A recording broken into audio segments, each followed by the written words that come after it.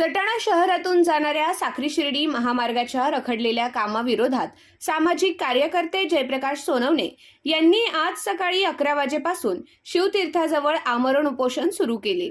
महामार्गाच्या अपूर्ण कामामुळे वाहतुकीचा खोळंबा, धुळीचे वाढते प्रमाण आणि सातत्याने होणारे अपघात यामुळे नागरिक त्रस्त झाले असून प्रशासनाने याकडे दुर्लक्ष केल्याचा आरोप करण्यात येत आहे।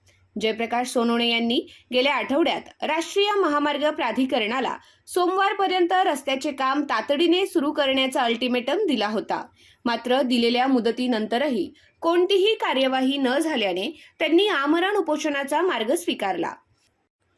या आंदोलनाला शहरातील विविध स्तरांतून पाठिंबा मिळत असून या आंदोलनात माजी नगराध्यक्ष, विद्यमान नगराध्यक्ष, आजी माजी नगरसेवक, कापड व किराणा असोसिएशनसह व्यापारी, विविध सामाजिक संघटना, ज्येष्ठ व सर्वसामान्य नागरिकांनी उपोषणस्थळी उपस्थित राहून समर्थन दर्शविले।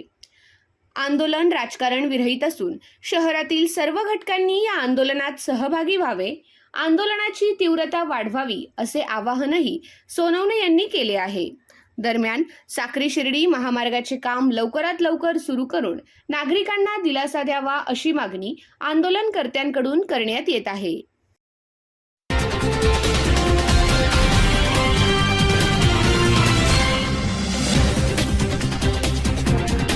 I